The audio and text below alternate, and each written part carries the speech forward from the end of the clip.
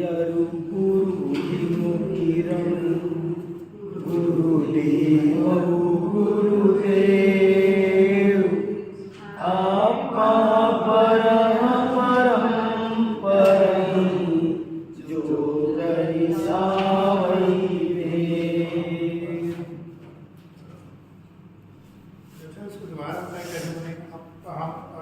हाँ देखो फिर पढ़ते हैं एक बार नीचे वाली लाइन थोड़ा सा।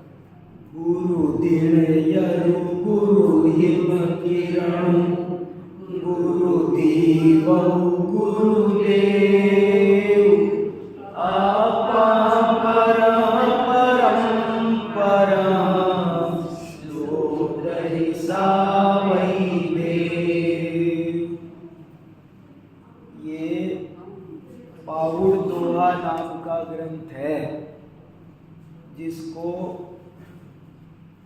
मुनि राम सिंह ने अथवा योगींद्र देव ने अथवा किसी और अज्ञात महान संत ने लिखा है। हम लोग इसका स्वाध्याय कर रहे हैं। अब आज नया वर्ष है तो ये किताब आपको आज ही छप के आई है। आज ही तैयार।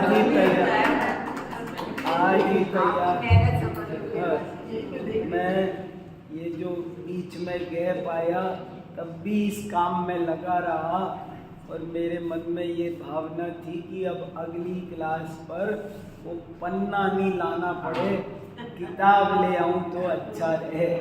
इसलिए जल्दी जल्दी करके सारे दोहों का अर्थ लिखा, उनको अच्छे से टाइप करके प्रूफ रीडिंग करके एक छोटी सी प्रस्तावना लिख के अंत में दोहों की अनुक्रमणिका भी लगा दी कि बाद में उन दोहों को ढूंढना पड़े जो ढूंढ भी सकते हैं। और ये किताब एक तैयार कर दी। एक तो क्या है, जैसे ये किताब मिलती ही नहीं है। अभी हम मंगाना चाहें ना उनसे 50 तो मिलती नहीं है। एक सबसे बड़ी बात तो ये है। दूसरी ये बड़ी बहुत है, हर आदमी इसको इतनी को पढ़ने, छोटे छोटे अक्षर है और बड़ी किताब है। तो मेरे बहुत इच्छा थी कि ये इतना इम्पोर्टेंट ग्रंथ, इतना आध्यात्मिक ग्रंथ बहुत सरल शॉर्ट में आना चाहिए, किसी को भी दे दे तो पढ़ ले। अभी मैं घर पर अपने बेटी को दे के आया, मैंने कहा मैं जा रहा हूँ तो इसे पढ़ना पूरा का पूरा। मैंने कहा ये छोटा समय सा आ रही है। तो कोई भी कहने का मतलब ये है कि ये एक बहुत शॉर्ट एंड स्वीट मुहावरा इस पर लागू पड़ता है। ऐसा ये बहुत ही सुंदर और ध्यान देने लायक, एक एक दोहा बहुत मन लगाकर पढ़ने लायक है। इसके बारे में अपन पिछले व्याख्यान में खूब विस्तार से चर्चा कर चुके हैं, इसलिए अब फिर से भूमिका नहीं बनाते हैं। और हमने 13 दोहों का स्वाध्याय कर लिया था, इसलिए अब 14वें दोहे पर आगे बढ़ते हैं। बहुत बढ़िया बढ़िया बातें हैं, लेकिन उन पर चिंतन की ज़रूरत है। गहरा चिंतन करेंगे तो बहुत सारी बातें आपको हमको समझ में आएगी। मैं बहुत दिन से इस ग्रंथ से प्रभावित हूँ, बार बार पढ़ता हूँ। मेरे पास ये भी है, एक इससे भी पहले हीरालाल जी ने संपादन किया 2 ग्रंथों से, वो भी है। एक और भी है, 3-4 दोहा पाउड हैं मेरे पास में, तो उन्हीं में से। मगर सब कई अनुवाद में भी मुझे दिक्कत लगी, तो मैंने फिर से डिक्शनरी देख कर कि क्या शब्द है। जैसे पिछली बार बताया ना कि दीवहांडी क्या है, तो कभी किसी विद्वान से चर्चा की, कभी डिक्शनरी देखी, पूरी अपनी यथाशक्ति मेहनत करके इसको अच्छे से अच्छे बनाया है और अभी भी इसे छपाया नहीं है। अभी भी ऐसे ही किताब बनाई है ताकि स्वाध्याय करते करते आपका कोई सुझाव हुआ, कहीं कोई और कमी नज़र आई तो उसको ठीक करेंगे। जब किताब एकदम परफेक्ट हो जाएगी तब इसको छपाएंगे। तो देखो 13वां क्या पढ़ा था उसको पढ़कर 14वां पढ़ेंगे। ये मुक्तक काव्य जैसा है। देखो काव्य दो तरह के होते हैं, एक को कहते हैं प्रबंध काव्य, एक को कहते हैं मुक्तक काव्य। क्या फर्क होता है? कविता दो तरह की होती है, ग्रंथ दो तरह के होते हैं। एक को कहते हैं प्रबंध काव्य, एक को कहते हैं मुक्तक काव्य। क्या हुआ? आवाज नहीं आ रही? अच्छा थोड़ी सी कम तो लग रही है सतीश भाई जैसा हमारे बात है पंकज करेगा वैसा गड़बड़ हो जाएगी।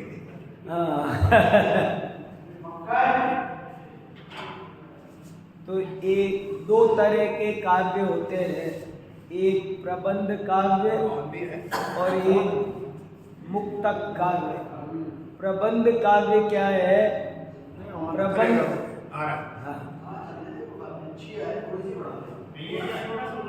थोड़ी सी आवाज कर देखो। प्रबंध काव्य किसे कहते हैं कि जिसमें शुरू से अंत तक, ठीक है, जिसमें शुरू से अंत तक पूरा विषय बंधा हुआ रहता है। कोई कहानी कहाँ इसके बाद यही आएगा, इसके बाद ये, जहाँ शुरू से अंत तक एक धारा बंध कर चलती है, एक ही विषय कंटिन्यू में चलता हो, तो उसका नाम होता है प्रबंध काव्य। जैसे आदि पुराण, पद्म पुराण, हरिवंश पुराण, ये सब प्रबंध काव्य है। कहानी सने सने सने सने आगे बढ़ती है।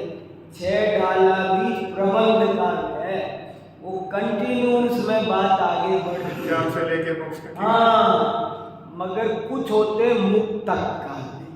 मुक्तक काव्य क्या? जैसे दौलत राम जी के भजन, दौलत विलास, भूधर विलास, ये क्या है?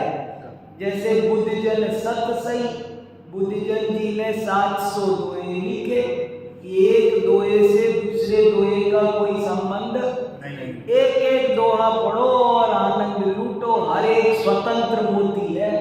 तो जब स्वतंत्र मोती जहाँ होते हैं उसको कहते हैं मुक्तक काव्य।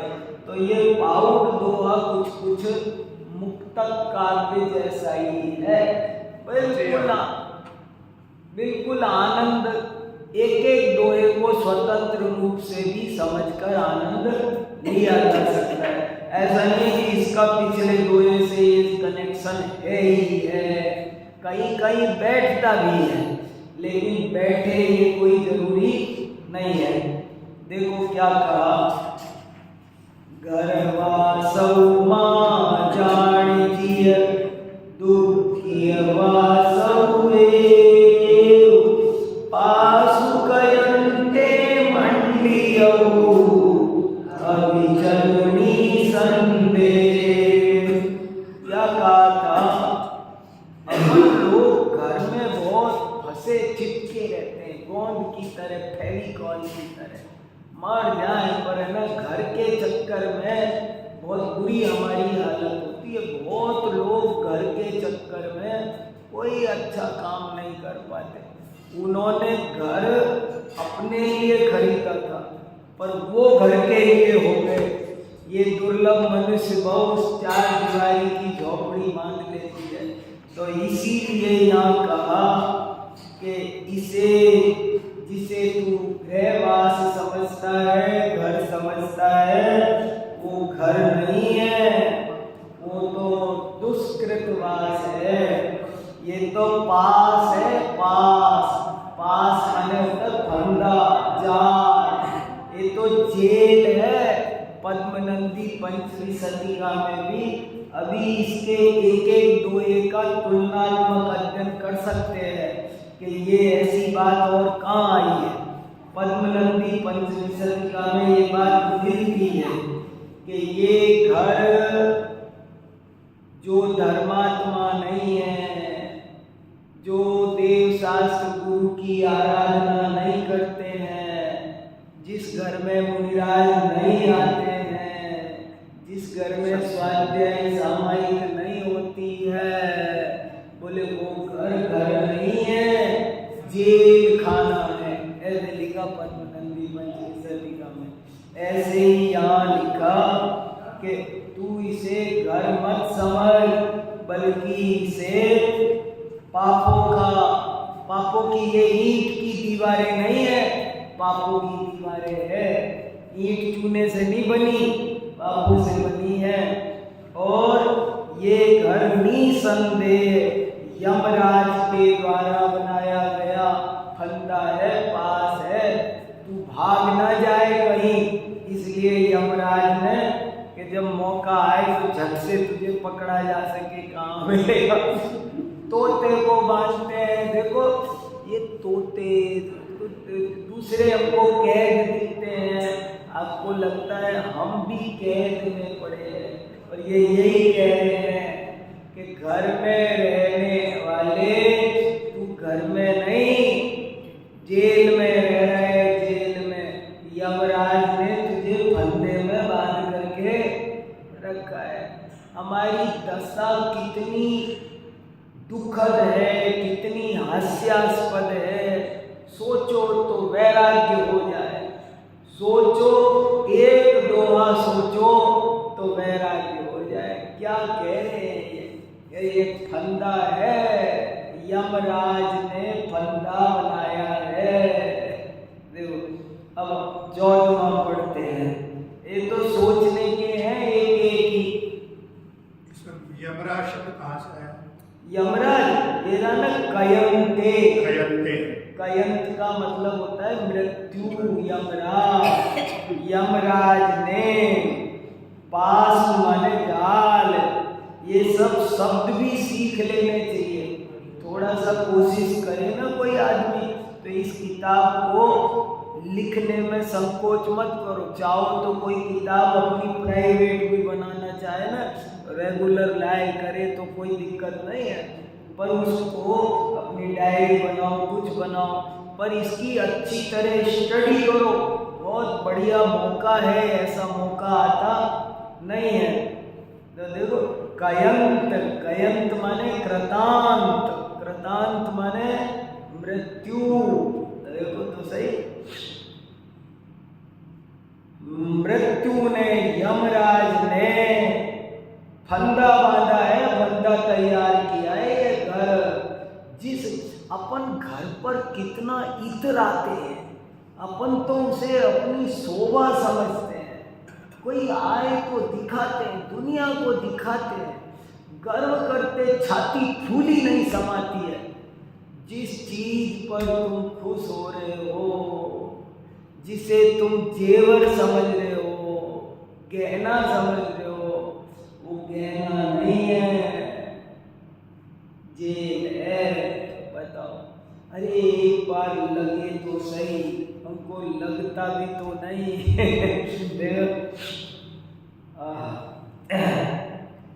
चलो चर्चा करने लगो तो 13वां ही काफी है।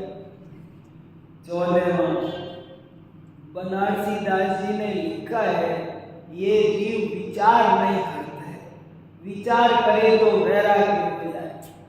गांधी जी के गुरु जी ने, रायसेन जी ने लिखा कि कर विचार तो पाम, जो विचार करेगा उसको माल मिलेगा, जो विचार नहीं करेगा उसको माल नहीं मिलेगा। मूढ़ाशय विकारी मम फुड़तु दुष्कर्म शिव पै निर्मल करीरा घर परियम लघु चंड। मूढ़ा, अरे मूढ़,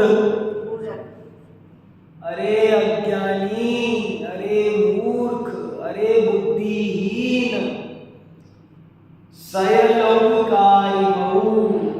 ये सब जो तू देख रहा है ये सब कारमाण है, ये कर्मकृत है। कारिमऊ शब्द के दो अर्थ है। वैसे कारिमऊ शब्द का एक अर्थ है कर्म के द्वारा बनाई हुई चीज है। आज हमारे पास शरीर, मकान, पत्नी, बच्चे, रुपया, पैसा है नहीं है, फटा, सुंदर, अच्छा, जैसा भी महंगा जो भी है, रोटी मिली तो भी, पूरी मिली तो भी, नहीं मिली तो सब कारिमऊ है। वो कह रहे हैं अरे मूढ़, ये सब कर्म का खेल है। और कारिमऊ का दूसरा अर्थ होता है कृत्रिम है, बनावटी है। सब मीठे मीठे बोलते हैं, आपको लगता है बहुत अच्छे बच्चे, कुछ नहीं सब मतलब के साथी है। कोई किसी को नहीं चाहता, सब अपने को ही चाहते। परीक्षा ना करो ता तक अच्छे हैं। क्या परीक्षा ना करो ता तक। मुझे बहुत बढ़िया लगती है वो कहानी, एक पंडित मक्खन लाल जी ने लिखी है, उससे पहले से भी प्रसिद्ध रही होगी, कि एक बाबा गांव में आया और कहता था सब स्वार्थ के भी कोई न किसी का, अलख निरंजन कोई किसी का नहीं, सब मतलब के है। तो ऐसे रोज गली गली में भिक्षा लेता था। ऐसे बाबा लोग बहुत गाते थे पहले बहुत गाते थे। अभी मैंने एक जगह बाहर, मैं अभी 3 दिन बम्बई में प्रवचन करके आया हूँ, 2 दिन बांसवाड़ा में प्रवचन करके आया हूँ। वहाँ मैंने एक दिन ये बात कही, वहाँ के ही प्रवचनों का सार सुनाऊँ ना आपको तो बहुत आनंद आए, पर अब वो बात में कभी सुनाएंगे। एक बात आ गई इसलिए बताता हूँ कि कहते थे ये विदेशी लोग सब कहते हैं भारत तो भिखारियों का देश है। तो भारत भिखारियों का देश है, इसका क्या मतलब? हमने इसे बैड सेंस में समझ लिया और उसका क्या बदला चुकाया। उनके कहने से क्या क्या किया हमने अपने घरों को परिग्रह से बढ़ा लिया। कैसे कहते हो भिखारियों का देश? हमारे पास देखो कितना है, हम समझे नहीं। भिखारियों का देश माने साधुओं का देश, मुनियों का देश। यहाँ हर आदमी भीख मांग के खा लेता था, पर परिग्रह नहीं रखना पसंद करता था। भिखारियों का देश होना भारत के लिए गर्व की बात है, शर्म की बात नहीं है। मैं तो चाहता हूँ भारत भिखारियों का देश कहलाए, बने। भिखारियों का देश होना, अरे भीख मांग के खा। मैं चाहता हूँ भीख, वो दिन कब आए भीख मांग के खाऊं। ये तो आनंद की बात। भेष दिगंबर धार तू खुशहाली का, मजा कहाँ नहीं जाए इस गंगा। ये गंगा भिखारी भिक्षावृत्ति में जो आनंद है वो किसी चीज में आनंद है? तो भिखारियों का देश होना तो बहुत बढ़िया बात है। तो हमारे लिए ये तो अभिनंदन पत्र था, लेकिन हम समझे ही नहीं और हमने परिग्रह जोड़ लिया और उसी से इतनी समस्याएं खड़ी हो गई है। आज तिलोय परिणति में लिखा है अर्थम अनर्थ मूलम। ये पैसा अनर्थ का कारण है। आज जितनी प्रॉब्लम पैदा हुई है ना, सब पैसे से हुई है। फ्री में इलाज करने वाले बढ़िया करते हैं, फ्री में पढ़ाने वाले गुरुजी फ्री में पढ़ाते थे। सब कोई पैसा वैसा नहीं चलता था, पढ़ाने का कोई पैसा नहीं लगता, इलाज का किसी चीज का पैसा नहीं लगता था। अरे जो थोड़े से भी पुराने, अभी 50-100 साल पहले तक भी हालत ऐसी थी, कोई किसी का हजारों चीजें ऐसी थी जिनके, हमारे घर में मैंने बचपन में देखा है, दूध आता था बट पैसे नहीं लेते थे, वो दूध के पैसे नहीं जाते थे। हमारे पिताजी जबरदस्ती उनको अपनी दुकान से कपड़ा बेच देते थे, चीजों का आदान प्रदान होता था, पर चीजें बिका नहीं करती थी। अब सब चीजें बिकने लग गई, मेरा एक घंटा बिकने लग गया, अब एक घंटा बिकने लग गया तो मैं तोल के देता हूँ। 10 मिनट भी फालतू क्यों पढ़ाऊंगा, 10 मिनट पढ़ाने के और पैसे बनते हैं। ऐसी बुरी हालत पैसे के कारण हो गई है, पैसे ने बहुत नुकसान किया है। अर्थम अनर्थ मूलम, देखो तो कार्यों का एक अर्थ ये भी है, सब, हाँ वो कहानी सुना रहा था, तो वो बाबा ऐसे कहता था कि कोई किसी का नहीं है, सब स्वार्थ के हैं। तो एक जवान लड़का आया, बाबा क्या तुम भी रोज दिमाग खराब करते हो, क्या बोलते हो ये क्या बोलते हो तुम, कोई किसी का नहीं, कोई किसी का नहीं। अरे यहाँ पसीना गिरे ना तो लोग खून बहाने तैयार है, हथेली पे लेके रहते हैं। वो 7 भाइयों का घर, बड़ा पूरा खानदान, वही कमाता था, सब लोग उसको बहुत प्यार करते थे। तो उसने समझा कि सब लोग मुझे खूब चाहते हैं, और बाबा कहता है कोई नहीं चाहता है। सो बोला बाबा आप एकदम सफेद झूठ बोलते हो, ये रोज आकर के कोई किसी का नहीं। अरे नहीं बेटा, मैं सफेद सत्य बोलता हूँ, यही हकीकत है। बाबा वो कैसे, तो मेरा कहा मानो, मैं तुम्हें सांस रोकने की कला सिखा दी उसको, और कहा कि कल तू लेटे रहना, सुबह उठना मत बेटा, मैं आऊँगा और मैं करूँगा जो करना है, बस तुझे उठना नहीं, जब मैं बोलूँगा अब उठ जा तब उठना, तब तक तू मैं बता रहा हूँ पढ़े रहना।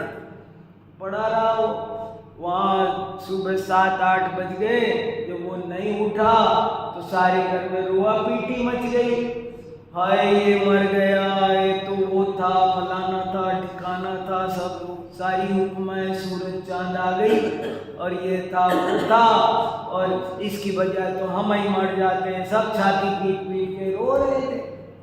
इतने में वो बाबा आया, लख निरंजन क्या हो गया, आज कैसे रोआ पीटी मत, अरे बाबा हम लुट गए, पिट गए, सब बर्बाद हो गए, क्या हो गया, अरे वो मर गया, इसकी बजाय तो हम ही मर जाते, वो तो ऐसा था, वो तो वैसा था, वो तो ऐसा था।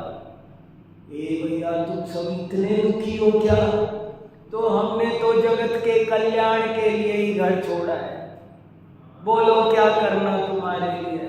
अरे बाबा इसको जिला दो, भाई कैसे जिलाए, अरे बाबा कैसे भी जिला दो, भले हम मर जाए, पर ये तो इसके बिना कैसे घर चले। तो बोले ठीक है, देखो मेरे पे एक विद्या आती है, पानी लाओ 1 लोटे में, 1 लोटे में घर से पानी मंगाया, अंदर से कुछ बोला जो कुछ बोला बोल बाल के, बोले भाई देखो अब ये पानी को कोई एक जना पी जाओ, जो पिएगा वो मर जाएगा, और तुरंत ये बेटा खड़ा हो जाएगा। अब सब अगले बगले देखे, अब सब अगल बगल में एक दूसरे देख, वो मेरा पीछे से ही निकल भागे। बोले क्या हुआ, उसके पिताजी से कहा तुम तो बूढ़े हो गए, दुनिया देख ली, जाना ही है 2-4 साल में। अरे बोले जाना है, जब जाना है, अब ये चला ही गया तो क्या कोई ना पिए, माँ ना पिए, पत्नी ना पिए, बेटा ना पिए। अब बाबा गए सो गए, कोई बात नहीं बाबा। अरे नहीं तुम इतने दुखी हो तो क्या करे, तुम कहो तो तो हमारा तो अपना तो आगे ना पीछे, तो तुमको तो मैं पी जाऊं? अरे बाबा आप तो बहुत ही अच्छे हो, आप तो बहुत ही अच्छे बाबा, आप पी जाओ। बाबा ने बेटे को कहा उठ जा बेटा, अब बोल क्या कहता है, मैं सही कहता था कि तू सही कहता है? बोले बाबा मुझे आपके साथ चलना है। भिखारियों का देश भारत भिखारियों का देश है। ये वाक्य शर्म क्या नहीं है, ये वाक्य गर्व का है। ये यहाँ की लाइफ स्टाइल है, ये हमारी जीवन शैली को बताता है। ये वाक्य हम कितने अपरिग्रही थे, कहीं भी रहते थे, कैसे भी रहते थे, क्या करना, हमको कोई दिक्कत नहीं होती थी, ऐसा जीवन था। मूढ़ाशयल विकारिमो मम फुरुतु तुस्कंडि शिव पै निर्मल करैरा घर परियण लौ चंड। हे मूढ़, ये सब कर्म का खेल है, सारा संयोग वियोग कर्म कृत है, अथवा ये सारा व्यवहार बनावटी है, कृत्रिम है, दिखावटी है। तू मम फुड, इसमें मम माने नहीं मत, फुड माने फंस, तू इसमें फंस मत। और इसमें फंसने से क्या होगा कि तू तुस्कंड, तू तुसी कूटता रह जाएगा सारी जिंदगी, कर तेरे हाथ नहीं लगेगा। शिव पै निर्मली करी रह, तू तो शिव पथ में, मोक्ष मार्ग में, जो कि बहुत निर्मल है, उसमें तू प्रेम कर, वहां रास्ता बना। घर परिजन लहू छंड, सारे घर परिजन सबको लहू माने जल्दी से छोड़ दे। बताओ क्या कह दिया बोलो? मैं कुछ जमती है बात, कुछ थोड़ी सी कुछ के अच्छे से समझ में आ रही है, कैसे ही आ रही है? कह रहे हैं घर परिजन। बताओ भिखारियों का देश है कि नहीं है? मुनि राम सिंह का दुआ पाउड घर घर में पढ़ा जाता था, हर आदमी पढ़ेगा, पढ़ेगा क्या बनेगा इसको पढ़ करके, इसको पढ़ के क्या होगा? घर परिहन लव छंड, ये सब कृत्रिम है। ये मेरे चाचा जी, ये मेरे ताऊ जी, बुआ जी, फूफा जी, मामा जी, बेटा जी, बेटी, फलाना जी, ठिकाना जी, आदमी इसी में पूरा जीवन। वो कह रहे सब कार्य हो मूढ़ाशयल। मुझे तो एक एक की दुआ बहुत ही जोरदार लगता है, वरना 14 पढ़ लिए भले, लेकिन एक एक दुआ ऐसा है, एक ही दोए पर 1 घंटे बात करो ऐसे मन करता है, पर फिर 220 घंटे लगेंगे फिर कब पूरा होगा ये चक्कर में मैं खींचता हूँ। 1 साल में कहाँ से होगा? 1 साल में 50 हफ्ते होते हैं, तो ये कब पूरा होगा? ये तो 365 दिन में इसलिए कहते हैं इन्होंने पावन दिन हो गए। 365 दिन के। हाँ, अगर इसको ऐसे पढ़ते रहे ना तो 4 साल में पूरा हो। लेकिन एक एक दोहे को बिल्कुल ऐसे रई से बिलो करके मक्खन निकलेगा। क्या लिखा देखो, एक एक दोहा देखो। गरवासौ मां जान जिय दुखिय वासौ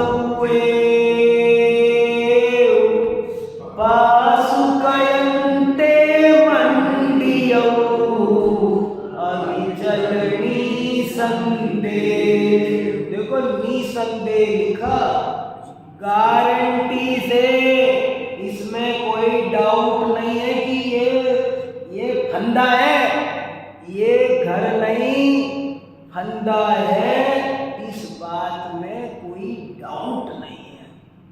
ताकत लगा रे और लगा रे, सीधा कह देते निसंदेह क्यों लिखा, पर बोले निसंदेह मूढ़ाशयनु विकारी मम पुरुतु तुस्कंद शिव पै निम्मल करैर घर परियण लहु चंड। हे मूढ़, ये सब कार्य में है, कृत्रिम है, कर्म कृत है, तू इसमें उलझ कर तुस मत कूट माने तुस कूटना मुहावरा हो गया, तुस फालतू की मेहनत। सारी जिंदगी अपन क्या करते रहते हैं, हमारे सारे कामों को ये क्या कह रहे, अपन चलो चांदनी चौक जाके आते हैं, चलो ये करते हैं, ये लाते हैं, वो लाते हैं, एक सोफा खरीदते हैं, एक चटाई बिछा, ये बनाते हैं, वो बनाते हैं, ये उन सबको क्या कह रहे हैं, ये कह रहे तुम कूट रहे हो, अनाज तो हाथ ही नहीं आ रहा, खाली तुम कूट रहे हो। और बोले क्या, बोले उनकी शादी में जाना है, उनके गृह प्रवेश में जाना है, दूर दूर तक जा रहे हैं, सर्दी में जा रहे हैं, उल्टा सीधा सब चल रहा है, क्या है ये, बोले ये सब तुम कूट रहे हो। मूढ़ाशयनु विकारिणो मम पुरुतु तुस्कंद शिव पै निम्मल करैर घर परियण लहु चंड। शीघ्र घर परिजन को छोड़कर निर्मल मोक्ष मार्ग में रति कर। अब देखो अनुवाद में निर्मल शब्द छूट गया, यहाँ आया ना, तू तो घर परिजन आदि सबको शीघ्र छोड़कर मोक्ष मार्ग में रति कर लिखा ना, तो निम्मल का अनुवाद होना रह गया। समझ में आया क्यों रोक रखा है इसे छपने से, इसलिए रोक। अब यहाँ निर्मल लिखूंगा मैं घर जाकर के। निर्मल मोक्ष मार्ग दो तरह का है, एक भूतार्थ मोक्ष मार्ग, एक सराग मोक्ष मार्ग, एक वीतराग मोक्ष मार्ग। तू वीतराग मोक्ष मार्ग में रति कर, निर्मल मोक्ष मार्ग में देखो।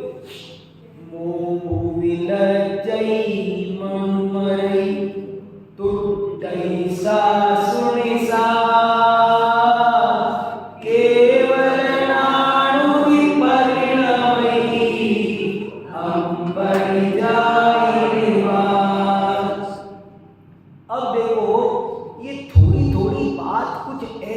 आती है इस ग्रंथ में कि जो थोड़ी घुमा फिरा के करते हैं, थोड़ी अन्योक्ति में करते हैं, सीधा सीधा नहीं करते हैं, थोड़ी सी घुमा करके करते हैं। कैसे घुमा के करते हैं, देखो वो ये कह रहे हैं कि मोह विलिप्यई, मोह विलय हो जाता है, मन मरई, मन मर जाता है, टूटई सांस निश्वास, और सांस निश्वास भी टूट जाती है। लो क्या कह रहे हैं, सांस भी टूट जाती है, मोह टूट जाता, मोह का विलय हो जाता है, मन मर जाता है, और सांस निश्वास भी टूट जाती है, और आत्मा केवल ज्ञान रूप परिणमित हो जाता है। किसके, जो अंबर में निवास करता है। अब ये अंबर में निवास क्या है, ये गजब है। अंबर शब्द के कितने अर्थ यहाँ निकाले जाए, बस कह दिया सिद्धालय को अंबर कह दिया। हाँ, सिद्धालय कहो, अंबर माने ये भी होता है आकाश। अंबर माने आकाश माने क्या? आकाश का मतलब है शून्य, जहां न राग है न द्वेष है, न इधर डुलना है न इधर डुलना है, बिल्कुल एकमात्र आत्मा में जो रमण करता है। थोड़ी बारीक है बात, सोचने की है। मोह विलजई मणुमयी तुटई सासुणी सास, केवल नाणु विपरिणमयी अंबरी जा निवास। जा माने जिसका, अंबरी 7/1 सप्तमी विभक्ति एक वचन, अंबर में, जो अंबर में निवास करता है। कौन अंबर? न श्वेतांबर न दिगंबर, अंबर में पीतांबर रक्तांबर नीलांबर छोड़ो, सिर्फ अंबर। अंबर में, अंबर माने सिद्ध शिला, अंबर माने सिद्ध परमात्मा, शुद्ध परमात्मा। अंबर माने अपना शुद्ध आत्मा, अंबर माने राग द्वेष रहित उपयोग, शुद्धोपयोग का नाम अंबर है। जो शुद्धोपयोग में निवास करता है उसके साथ ऐसा होता है। क्या होता है? जब यह जीव, देखो क्या अनुवाद होना चाहिए, जब यह जीव शुद्धोपयोग में निवास करता है तो मोह विलय को प्राप्त हो जाए। विलय को प्राप्त होना माने क्या? जैसे बादल विलीन होते हैं, जैसे इंद्रधनुष विलीन होता है, ऐसे मोह गायब हो जाए। विलीन होना माने गायब हो जाना, मोह गायब हो जाता है, मन मर जाता है, सांस और निश्वास टूट जाती है और आत्मा केवल ज्ञान रूप परिणमित हो जाता है। छोटी मोटी बात नहीं करी, सीधे 13वें गुण स्थान में पहुंचाया। पर किसके साथ होगा ऐसा? कि जो अंबर में निवास करेगा। अंबर माने क्या? हाँ, गहरी बात है ये। बहुत कुछ कह दिया, कोई शब्द दिए बिना बहुत कुछ कह दिया। मोह विलजई मणुमयी तुटई सासुणी सास, केवल नाणु विपरिणमयी अंबरी जा निवास। सप्ते मुक्की कंचुली जम विसुतम नमुये, भोया भावुन परिहरि लिंग गण करे। बार बार गाए जा सकते हैं। मुझे ऐसे लगता है जमाने में गली गली में गाए जाते होंगे। कैसे सरस है, बहुत कितना सुंदर इनका लय है। मैं ही इतना बढ़िया गा रहा हूं तो गायक कितना अच्छा गाएगा, है कि नहीं?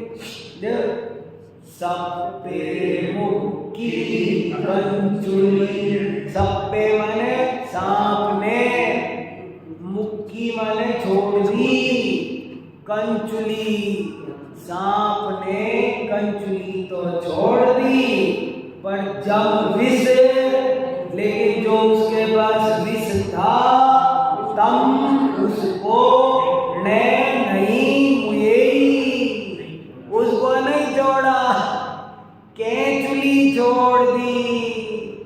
अब क्या कहना चाहते हैं? अन्योक्ति अलंकार है ये अन्योक्ति है। समझने वाला समझ जाए हम किससे लड़े। सप्पे मुक्की कंचुली जम विसुतम नमुये, भोया भावण परिहरि लिंग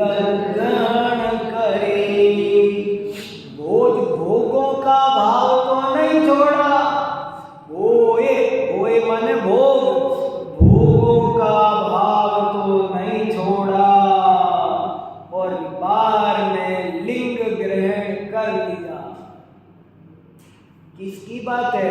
मुनि महाराज की नहीं कह रहे। अरे हमारी बात है।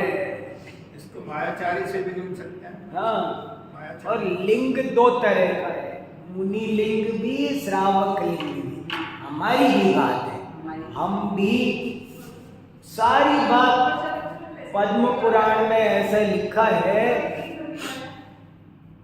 पद्म पुराण में ऐसे लिखा है कि रावण और लक्ष्मण का युद्ध चल रहा है।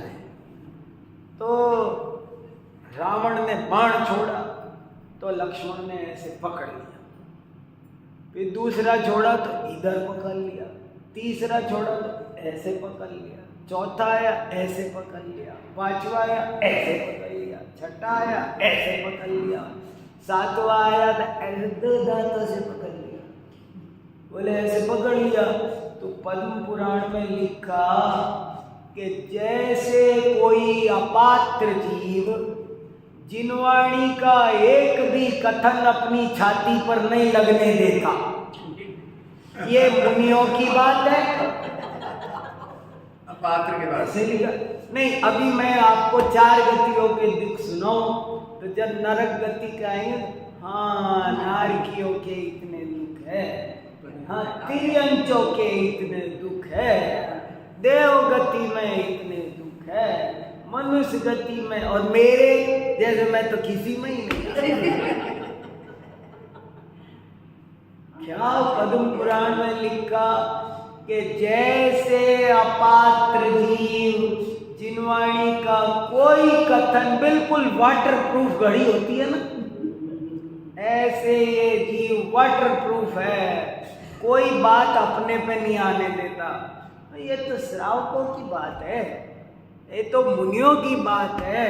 और जैसे मैं तो कुछ भी ना, अरे जब देखो सुनो, जब मुनि की बात आए तब भी हमारी बात है, वो कल हमारा भविष्य की बात है।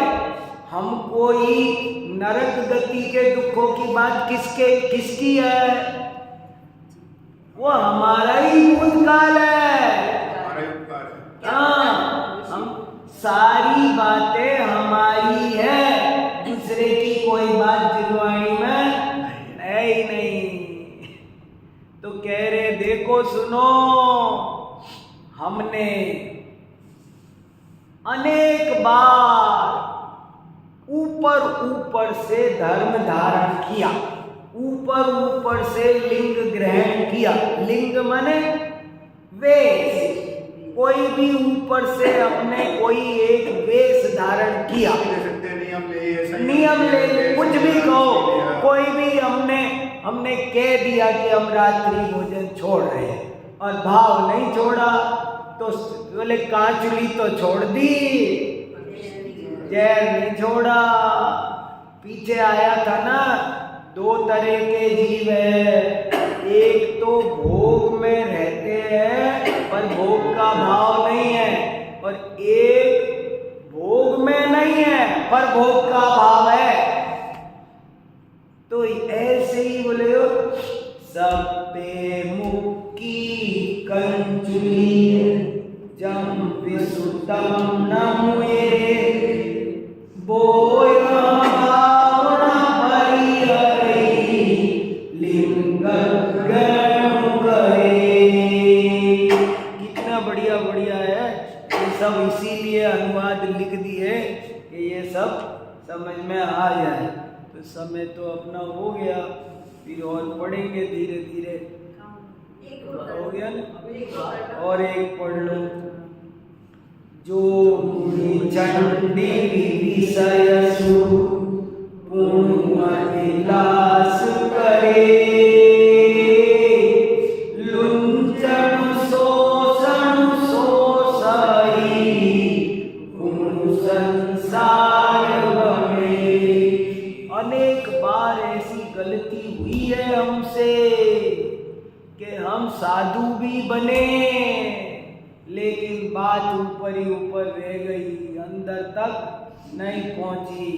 कह रहे कि जो मुनि छंडी छोड़ करके विषय सुखों को, जो मुनि, देखो जो सरल है, जो माने जो, मुनि माने मुनि।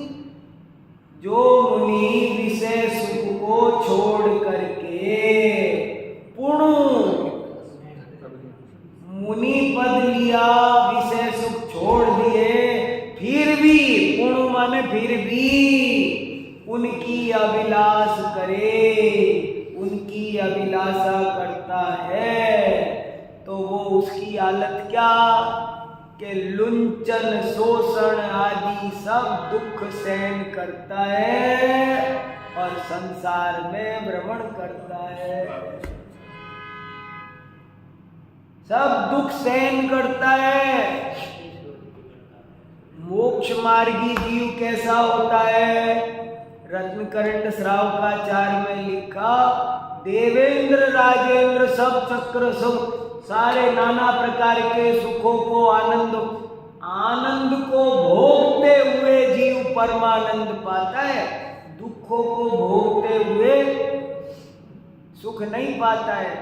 कभी कभी ऐसा भी देखा गया है, मुझसे एक दो त्यागी व्रती ने मुझसे अलग से कही है, ये कहा है, बोले मन तो नहीं लग रहा है इस जीवन में, आनंद तो नहीं आ रहा है, पर कोई बात नहीं, अब थोड़े दिन की बात है, अगला भाव तो फिर बढ़िया ही बढ़िया है। तो मैंने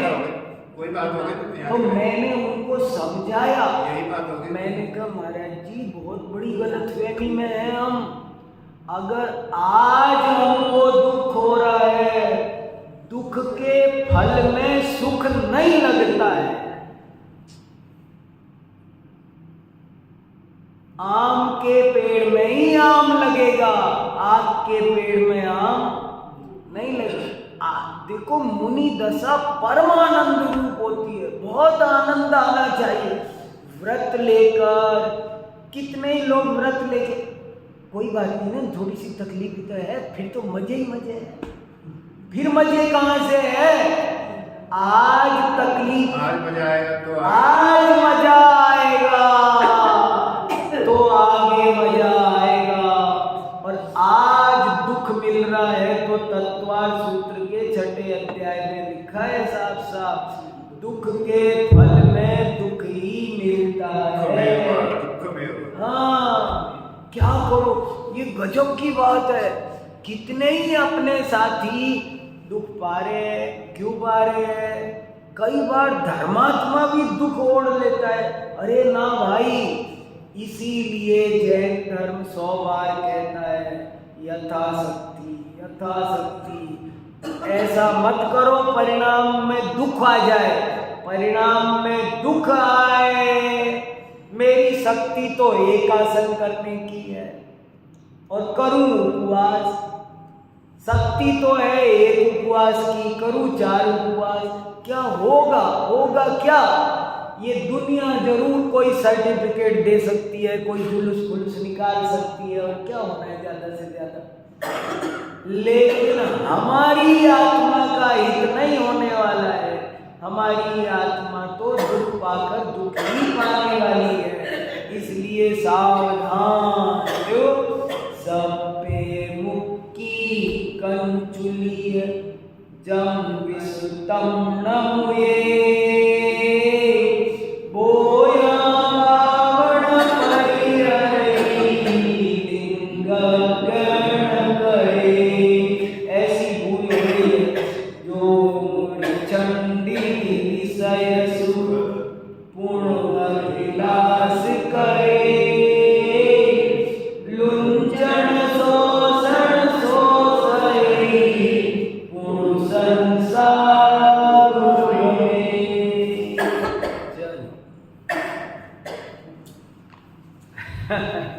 बहुत अद्भुत ग्रंथ है। ये सब किताबें आज ही बनते आई, थोड़ा दबा के रख देना तो थोड़ा